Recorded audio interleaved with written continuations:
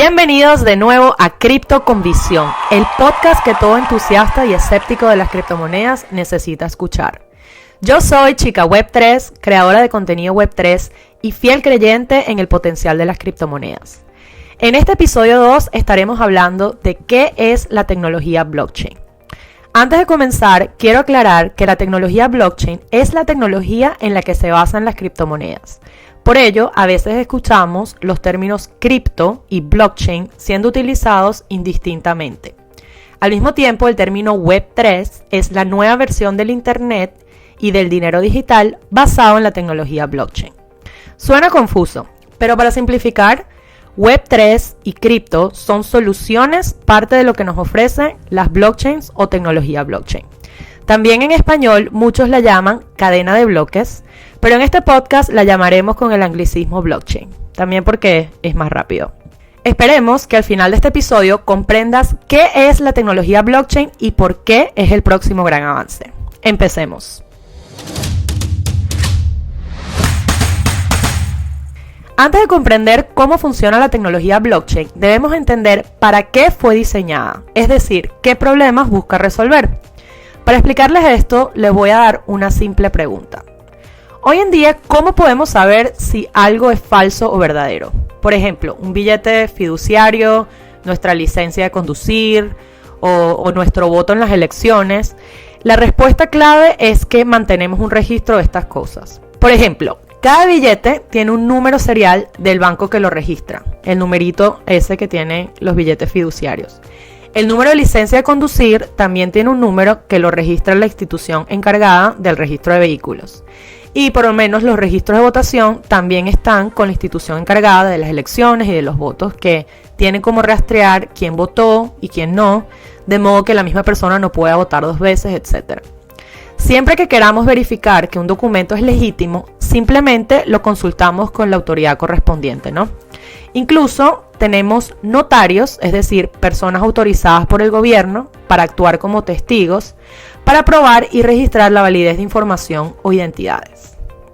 Pero hay una cosa que todos estos mecanismos tienen en común, y es que todos son centralizados, es decir, existe una autoridad central, ya sea un banco, una oficina estatal o una persona que tiene el poder de emitir y validar información.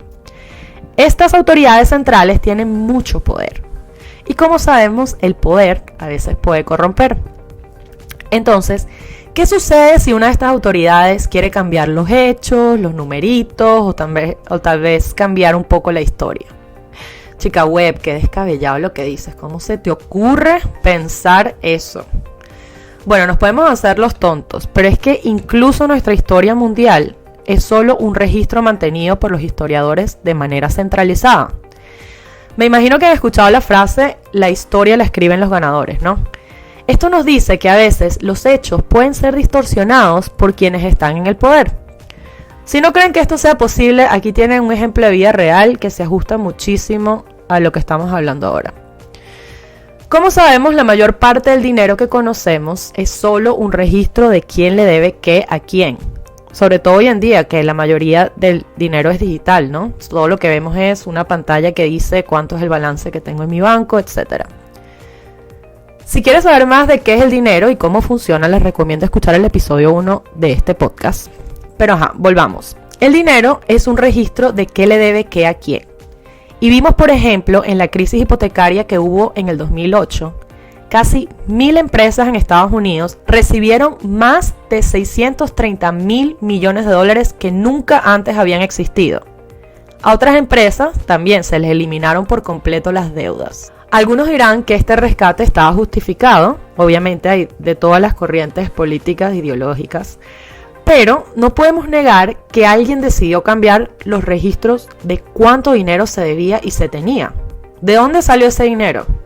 De ninguna parte, simplemente alguien cambió el registro. Es más, esta crisis del 2008 y la manera en cómo globalmente las autoridades centrales de los países manejaron la situación fue la razón por la que nació Bitcoin. Bitcoin es la primera blockchain. Bitcoin fue la primera forma de dinero que eliminó la necesidad de una autoridad central. Sus registros los mantienen todos y no solo los bancos centrales. Y cuando todos realizan un seguimiento y verificación de los hechos, esto significa que ya no se pueden cambiar las transacciones de esta blockchain o libro mayor. Y ya sí, no podemos cambiar cuando algo no cuadra o cuando realmente no es conveniente. Es decir, finalmente existe una verdadera transparencia y responsabilidad. Es una verdadera forma de tener estas dos. El dinero no es el único lugar donde la descentralización puede desempeñar un papel. Aquí les va otro ejemplo. ¿Recuerdan esas grandes enciclopedias en las que confiábamos para cualquier tipo de investigación o información hace años? Bueno, ya creo que estoy mostrando mi edad, pero yo nací yendo al colegio y mis trabajos eran hechos gracias a la enciclopedia Hare o la enciclopedia británica o lo que sea que yo encontraba en una biblioteca. La enciclopedia británica, por ejemplo, tenía a 100 editores trabajando tiempo completo y a más de 4.000 colaboradores para publicar lo que considerábamos la autoridad del conocimiento. O sea, lo que dijese la enciclopedia, eso es lo que era. Imagínense el poder que tenían los editores de estos libros para decir qué merecía la pena mencionar, condenar, tolerar o ignorar. El último volumen de la enciclopedia británica se publicó en el 2010. ¿Y qué pasó después? Bueno, hoy en día la información está mucho más descentralizada, con más de 130.000 editores activos que mantienen diferentes páginas de lo que llamamos, por ejemplo, Wikipedia. El riesgo de que alguno de ellos se vuelva deshonesto, se ponga a inventar algo que no es mucho más difícil, ya que cada edición es pública y cualquiera puede verificarla. La descentralización reduce el riesgo de corrupción, fraude y manipulación. Y bueno, sabemos que Wikipedia es basado en historia pasada que también estuvo escrita por los ganadores. Pero habrá que ver cómo será la información en el futuro, ya que podemos crear historia que la podemos registrar de una manera pública. La tecnología blockchain es una forma nueva e innovadora de implementar la descentralización. En pocas palabras, la tecnología blockchain es la solución al problema de la centralización. Es un sistema para que todos lleven registros sin necesidad de una autoridad central. Imagínense eso. Una forma descentralizada de mantener un libro de contabilidad que es prácticamente imposible de falsificar. Cuando hay tantos ojos mirando y verificando todo lo que se hace, es realmente difícil romper las reglas sin que nadie se dé cuenta. No son unos pocos los que deciden. No sé si les da curiosidad saber por qué las blockchains se llaman blockchain, pero bueno, aquí les dejo rapidito el término. Imaginémonos que mantenemos un libro de contabilidad con muchas páginas de registro. Cada página comienza con una especie de resumen de la página anterior. O sea, estas fueron las cuentas de este día. Mañana digo, bueno, las cuentas son así, pero ayer también eran así. Si cambia parte de la página anterior, también tiene que cambiar el resumen de la página actual. Es decir, yo no puedo hacer un cambio a un registro pasado sin dejar huella de que el registro pasado ocurrió. De modo que estas páginas están realmente vinculadas o encadenadas. En términos tecnológicos, las páginas se llaman bloques. Esa es la analogía que podemos hacer. Y como cada bloque está vinculado a los datos del bloque anterior, tenemos una cadena de bloques o blockchain. Mucha gente piensa que Satoshi Nakamoto, que es el misterioso creador de Bitcoin o creadora de Bitcoin, creó la tecnología blockchain, o sea, el término blockchain. Y técnicamente, él solo creó la primera implementación en la vida real, que es Bitcoin. De hecho, el término blockchain ni siquiera se menciona en el white paper original de Satoshi Nakamoto. Lo más cerca que está de decir blockchain es cuando dice chains of blocks. Pero alguien puso, no se sabe cuándo, hay toda una historia de quién fue la primera persona que llamó blockchain. En fin, blockchain es la tecnología que comenzó con Bitcoin, descrita en el white paper, que aunque no la llamaron blockchain, él la llamó chain o ella, la llamaron chain of blocks. Bueno, ya que sabemos qué es la tecnología blockchain, todavía tenemos bastantes otras preguntas. La primera es, ¿cómo funciona esto realmente? Porque les dije teóricamente que es una blockchain, pero ¿cómo funciona? Y la otra pregunta es, ¿blockchain realmente está cambiando nuestro futuro? Comencemos con la primera. ¿Cómo funciona la tecnología blockchain? Otra forma de hacer esta pregunta sería, ¿Cómo creo un sistema que permite la verificación y actualización de registros por parte de todos, de manera pública? Bueno, hay 4 elementos que una blockchain necesita para tener vida propia. Y se los quiero comentar no de manera teórica, sino para que ustedes tengan el criterio cuando analicen las distintas blockchains que existen, que vean cuáles de ellas tienen las características para ser una blockchain funcional. Lo primero que se requiere para soportar una blockchain es una red peer-to-peer, una red persona a persona. Una red de computadoras, también conocida como nodos, que tienen los mismos privilegios y está abierta a todos. Eso es lo que es una red peer-to-peer. Esto básicamente es lo que tenemos hoy como la Internet. Necesitamos esta red para que puedan comunicarse y compartir entre sí todos estos nodos de forma remota y que sea accesible para todos. Entonces, una red peer-to-peer, tenemos el Internet. El segundo ingrediente es la criptografía. La criptografía es el arte de la comunicación segura en este entorno hostil. La criptografía nos permite verificar mensajes y demostrar la autenticidad de nuestros propios mensajes, incluso cuando hay jugadores maliciosos, porque sabemos que si estamos en el Internet, pues tenemos jugadores maliciosos. Ese es el entorno hostil del que hablamos. Necesitamos la criptografía principalmente debido a que como cualquiera puede participar en esta red, bueno, también los malos actores están participando. Cada vez que hay una oportunidad, siempre hay que pensar que como uno ve el lado bueno, siempre hay otros que van a buscarle el lado malo, la oportunidad de dañar. El tercer elemento es un algoritmo de consenso. Podemos cambiar la palabra algoritmo para que no suene tan tecnológico y tan fancy por la palabra regla. Necesitamos una regla de consenso, una regla que todos estemos de acuerdo. Esto significa que debemos de acordar las reglas de cómo agregamos una nueva página o un nuevo bloque en nuestros registros. Hay muchos tipos de reglas de consenso dependiendo de las blockchains. En el caso de Bitcoin, por ejemplo, se utiliza un algoritmo o regla de consenso conocido como prueba de trabajo, o en inglés lo van a escuchar como proof of work.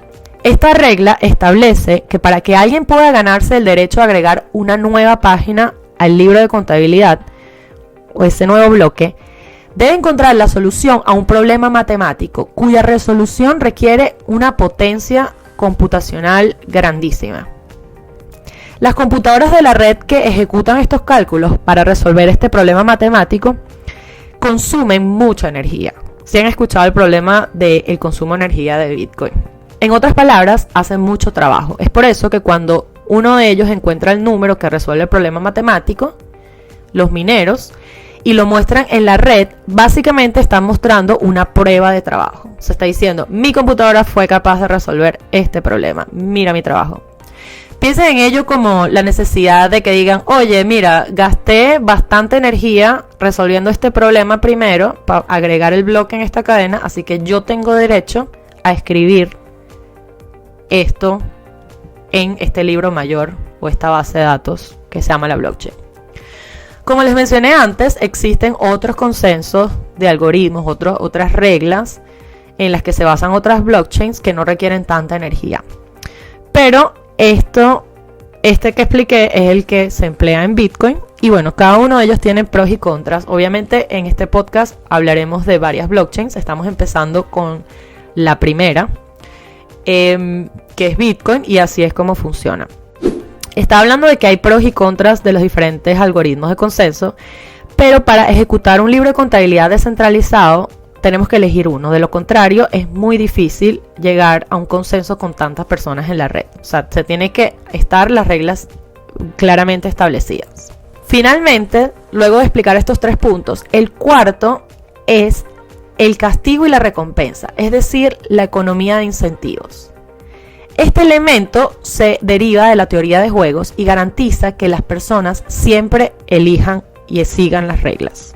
¿Cómo garantizamos que las personas siempre sigan las reglas? Bueno, hasta ahora se ha creado una red que tiene una forma de comunicarse de manera segura, que sigue un conjunto de reglas para llegar a un consenso. Ahorita todos estos elementos, si le agregamos una recompensa a las personas que ayuden a esta red a que no se corrompa y mantengan los registros y agreguen nuevas páginas de manera coherente, de manera transparente, recibirán una recompensa. Esta recompensa es un token o moneda o criptomoneda que se otorga cada vez que se genera el consenso y se agrega un nuevo bloque a la cadena.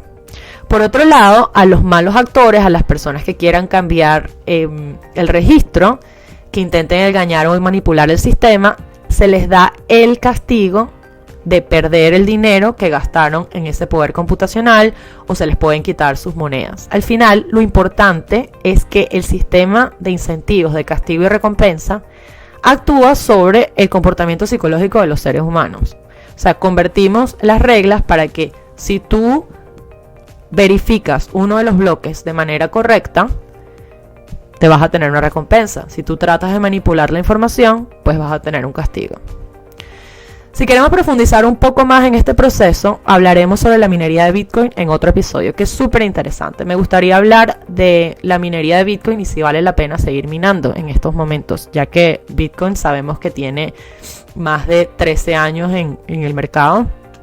¿Será que todavía vale la pena minar? Lo veremos en otro episodio. Bueno, ya hemos discutido los 4 elementos para crear la tecnología blockchain, que son una red peer-to-peer, criptografía, un algoritmo de consenso o unas reglas de consenso y la economía de castigo y recompensa, que son los incentivos.